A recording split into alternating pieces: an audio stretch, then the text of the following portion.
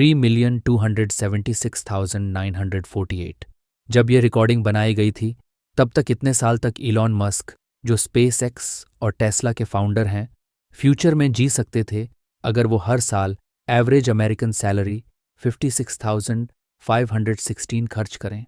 एक और तरीके से देखें, अगर आप अपनी सैलरी का अनरियलिस्टिक 50% हर साल बचाकर अपने मट्रेस के नीचे रखें तो आपको इलॉन की वेल्थ तक पहुंचने में लगभग 4 साल लग जाएंगे। ठीक है, समझ गया। हम सब दुनिया के सबसे अमीर लोग नहीं बन सकते, लेकिन $1 मिलियन शायद वो इतना मुश्किल नहीं होगा, राइट? अगर मान लीजिए आप एक एवरेज इंजीनियर हैं जो हर साल $80,000 कमाता है, तो $1 मिलियन कमाने में आपको लगभग 17 साल लगेंगे। लेकिन इसमें रेंट, खाना और कॉस्ट ऑफ लिविंग शामिल नहीं है। और अगर आप अपनी इनकम का 10% बचाकर लगातार बचाते रहें तो $1 मिलियन बचाने में आपको 184 साल लगेंगे। 270 साल। अगर आप एक बारटेंडर हैं तो 34 साल। समझ रहे हैं? अमीर लोगों के लिए वेल्थ को टाइम में मेजर किया जाता है। अगर आप कल अपनी नौकरी खो देते हैं तो आप कितने दिन, महीने या साल तक अपनी सेविंग्स के सहारे जी सकते हैं? यही असली डेफिनेशन है वेल्थ की। आप कितने लंबे समय तक जी सकते हैं?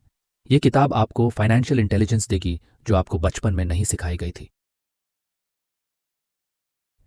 वो सीक्रेट फाइनेंशियल इंटेलिजेंस जो अमीर परिवार अपनी अगली जनरेशन्स को देते हैं। एजुकेशन सिस्टम और आपके पेरेंट्स ने आपको ये नहीं सिखाया। ये इन्फॉर्मेशन ना मिलने की वजह से कई लोग हमेशा के लिए रट रेस में फंसे रहते हैं। इस वीडियो के एंड तक आपको इस किताब का 55% समझ आ चुका होगा। आपको सबसे इंपॉर्टेंट कॉन्सेप्ट्स और कोट्स का एक बर्ड्स आई व्यू मिल जाएगा जो आपके वेल्थ के परसेप्शन को बदल देगा और आपको फाइनेंशियल फ्रीडम की जर्नी पर गाइड करेगा। चलिए शुरू करते हैं।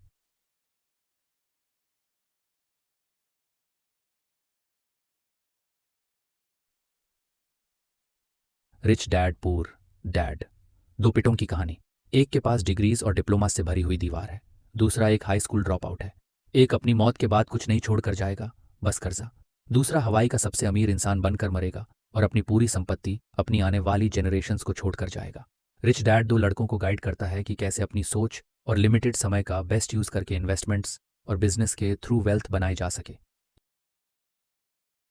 ये कहानी दिखाती है मैं इससे अफोर्ड नहीं कर सकता और मैं इससे कैसे अफोर्ड कर सकता हूँ के बीच का फर्क। उसका पुअर डैड कहता था मैं कभी अमीर नहीं बनूंगा, और उसकी बातें सच हो गई। लेकिन उसका रिच डैड बैंक्रप्सी के बाद भी कहता था मैं एक अमीर इंसान हूं। गरीबी और टूटे हुए होने में अंतर है। टूटे हुए होना टेम्पोरेरी है, गरीब होना हमेशा के लिए होता है। लेसन 1। अमीर लोग पैसन के लिए काम नहीं करते। गरीब और मिडिल क्लास पैसन के लिए काम करते हैं। अमीर लोग पैसन को अपने लिए काम करवाते हैं। जब रॉबर्ट कियोसाकी, इस किताब के ऑथर, 9 साल के थे तो उनके बेस्ट फ्रेंड माइक और उन्होंने माइक के फादर रिच डैड से पूछा कि पैसा कैसे कमा सकते हैं। कुछ समय बाद दोनों रिच डैड के बिजनेसेस में काम कर रहे थे। रॉबर्ट के लिए सिर्फ एक दिक्कत थी, उनकी सैलरी। सिर्फ 10 सेंट्स एक हफ्ते का, एक गरीबी की सैलरी। हर हफ्ते रॉबर्ट सोचता था कि वो नौकरी छोड़ दे। कौन था ये आदमी जो हमें 10 सेंट्स पर वीक काम करवा कर लूट रहा था? वो अपने आप से पूछता था। इसी वक्त रिच डैड ने उन्हें पैसों के बारे में पहला लेसन दिया। जिंदगी हमें सबको कभी से न कभी धक्के देती है। कुछ लोग हार मान लेते हैं और कुछ लोग लड़ते हैं। अगर आप ये लेसन सीख लें और आगे बढ़ें तो आप जिंदगी के धक्के को वेलकम करते हैं। ज्यादा लोग अपनी नौकरी इसलिए छोड़ते हैं क्योंकि उन्हें ज्यादा पैसा नहीं मिलता। शायद वो अब तक छोड़ चुके होते, लेकिन अमीर लोग इसे एक अपॉर्चुनिटी की तरह देखते हैं, सीखने का मौका। जिंदगी का सबसे बड़ा ट्रैप ये है, लोग छोटी सैलरी के लिए बहुत मेहनत करते हैं क्योंकि उन्हें जॉब सिक्योरिटी, 3 हफ्तों की छुट्टी और एक छोटी पेंशन की उम्मीद होती है। लोगों की जिंदगी 2 इमोशन से चलाई जाती है, डर और लालच। पैटर्न कुछ ऐसा होता है, आपको पैसों की कमी का डर होता है जो आपको ज्यादा मेहनत करने के लिए मजबूर करता है। फिर आपको पेचेक मिलते हैं और फिर नई कार, नए प्रोडक्ट्स, नए जूतों और कपड़ों का लालच बढ़ने लगता है। आप और चीजें चाहते हैं, इसलिए प्रमोशन के लिए और ज्यादा काम करते हैं, और इस तरह से एक पैटर्न बन जाता है जिसमें आप फंस जाते हैं। आप सुबह उठते हैं, काम पर जाते हैं, घर लौटकर बिल्स भरते हैं, आपकी अर्निंग बढ़ती है लेकिन आपकी स्पेंडिंग भी, और ये है रत रेसा। रिच डैड ने लड़कों को इस 9 to 5 मेंटालिटी से निकालने के लिए, जो डर और लालच से चली जाती थी, उनकी सैलरी को जीरो कर दिया। रॉबर्ट अपने पुअर डैड को यह कहने की हिम्मत नहीं कर सका कि वो अब बिना पैसों के काम कर रहा है। वो सिर्फ नॉलेज के लिए काम करने लगे और रिच डैड ने उन्हें। एक दिन रिच डैड की स्टोर में 2 पुरानी कॉमिक्स पड़ी थी। ये उनके लिए एक इंस्पिरेशन बन गई अपना पहला बिजनेस स्टार्ट करने के लिए। उन्होंने पुरानी कॉमिक्स को कलेक्ट किया, अपने बेसमेंट में एक लाइब्रेरी खोला और क्लासमेट्स को 10 सेंट्स एंट्री फी पर बुलाया। उन्होंने अपनी बहन को $1 पर वीक का सैलरी दिया और जल्दी ही वो बिना काम किए $9.50 पर वीक कमाने लगे। ये उनकी जर्नी की शुरुआत थी, जिसमें वो पैसा कमाने के लिए काम नहीं कर रहे थे, बल्कि पैसा उनके लिए काम कर रहा था। की लेसन। एक नौकरी लेना सिर्फ एक शॉर्ट टर्म सोल्यूशन है अपने खर्चों को पूरा करने के लिए, लेकिन असली चैलेंज है अपनी नेटवर्थ बिल्ड करना। जितना ज्यादा आप कमाते हैं उतने ज्यादा आपके खर्चे बढ़ते हैं। यह ह्यूमन नेचर है, उधर और इच्छा से चली जाती है। एक बार आप इस साइकिल में फंस गए तो जिंदगी भर आपको किसी और के लिए काम करना पड़ेगा।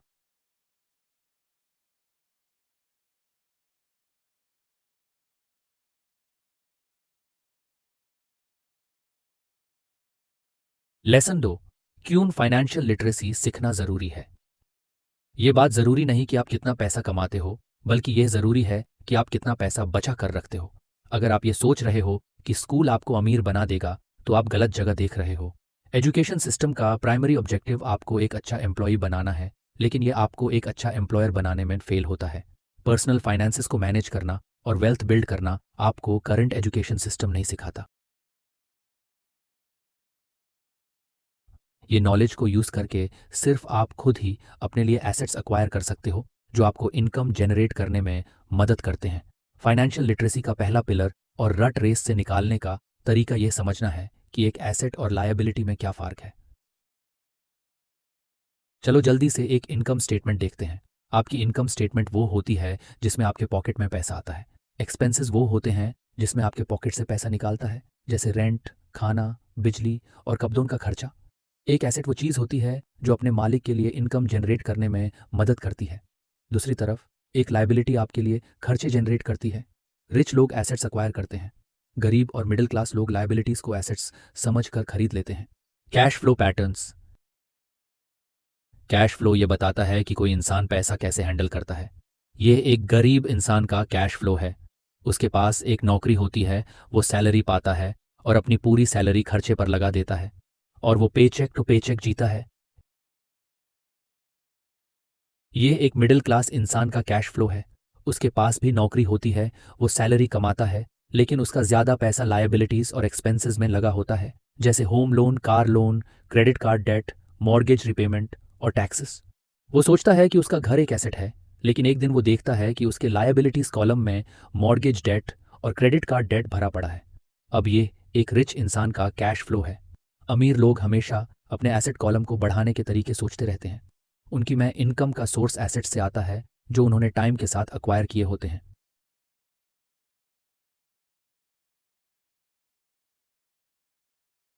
आपका घर एक एसेट नहीं होता। अगर आप अपना फोकस सिर्फ घर पर रखते हैं तो आप एक लायबिलिटी बिल्ड कर रहे होते हैं, न कि एसेट। जब घर की बात आती है, ज़्यादा लोग अपनी पूरी ज़िंदगी एक घर खरीदने के लिए काम करते हैं जो शायद कभी उनका नहीं होगा। 30 साल के लोन लेते हैं जिसमें वो बंधे रहते हैं। आपको प्रॉपर्टी टैक्स देना पड़ता है जो आपके कंट्रोल में नहीं होता। आपको घर के दूसरे एक्सपेंसेस देने पड़ते हैं और हमेशा ये ज़रूरी नहीं कि आपके घर की वैल्यू टाइम के साथ बढ़े। सबसे इंपॉर्टेंट बात, घर खरीदने का सबसे बड़ा कॉस्ट होता है लॉस्ट अपॉर्चुनिटीज़। अगर आपका पूरा पैसा मॉर्गेज पेमेंट्स में खर्च हो रहा है तो वो पैसा आपके एसेट कॉलम में नहीं लग रहा। और सोचिए उन इन्वेस्टमेंट्स के बारे में जो आप मिस कर रहे हो जब आप सिर्फ अपने घर पर फोकस करते हो। कुछ रियल एसेट्स के एग्जाम्पल्स हैं। एक अपार्टमेंट जो टेनेंट से मंथली पेमेंट्स देता हो और उस पेमेंट से आप लोन की रिपेमेंट करते हो। एक बिजनेस जो आपके बिना भी चल सकता हो। गरीब डैड के लिए एक घर एक एसेट था, लेकिन रिच डैड के लिए एक घर एक लायबिलिटी था। ये गरीब डैड का इनकम स्टेटमेंट है। नोटिस करो कितनी ज़्यादा लायबिलिटीज़ हैं, और ये रिच डैड का इनकम स्टेटमेंट है। टाइम के साथ उन्होंने अपने एसेट कॉलम को बढ़ाया।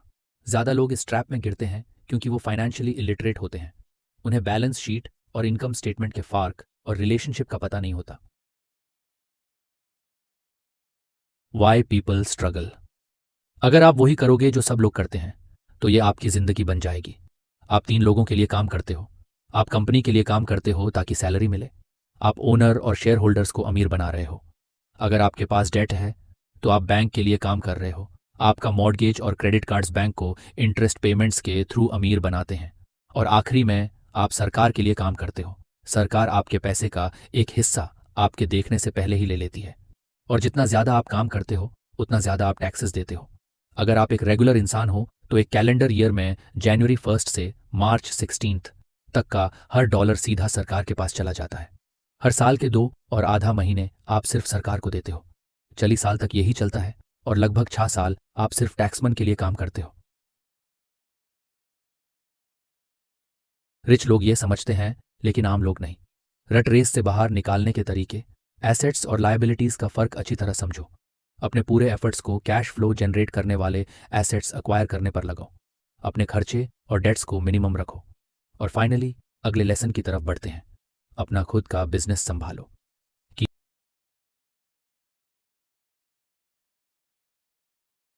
लेसन जिंदगी पैसा कमाने के बारे में नहीं है, ये इस बारे में है कि आप कितना पैसा बचा के रखते हो और कितनी जनरेशन्स तक। इसका राज फाइनेंशियल लिटरेसी में है। एसेट्स और लायबिलिटीज़ के फ़र्क को समझो। अमीर लोग एसेट्स बिल्ड करते हैं और एक्वायर करते हैं। गरीब और मिडिल क्लास लोग लायबिलिटीज़ खरीदते हैं जो उन्हें एसेट्स लगते हैं।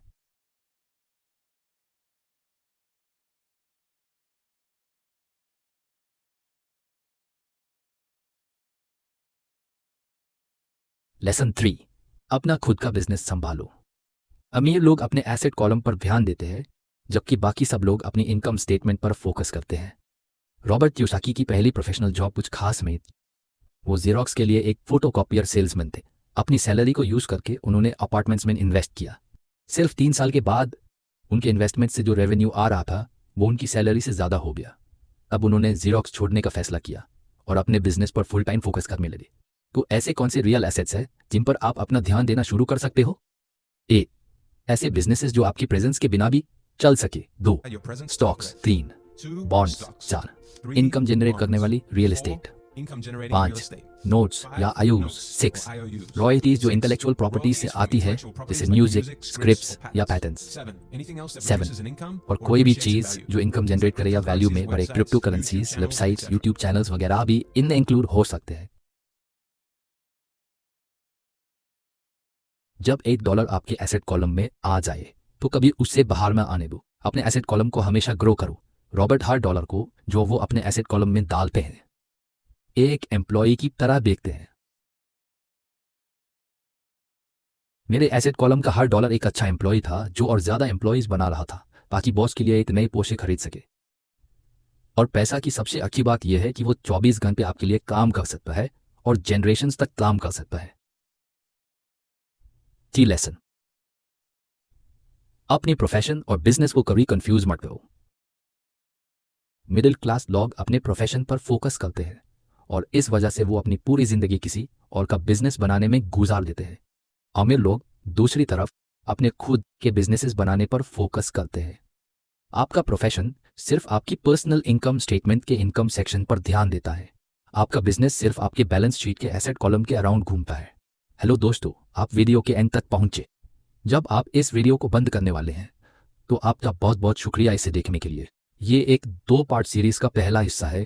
अगर आपको ये वीडियो हेल्पफुल लगी और आप चाहते हैं कि एडिसन इस बॉटल के अंदर से आज़ाद हो जाए तो ज़रूर लाइक करें, कमेंट करें, सब्सक्राइब करें और नोटिफिकेशन बेल दबाना ना भूलें ताकि आप पार्ट 2 और ऐसे और वीडियोस मिस ना करें जो फ्यूचर में आने वाले हैं।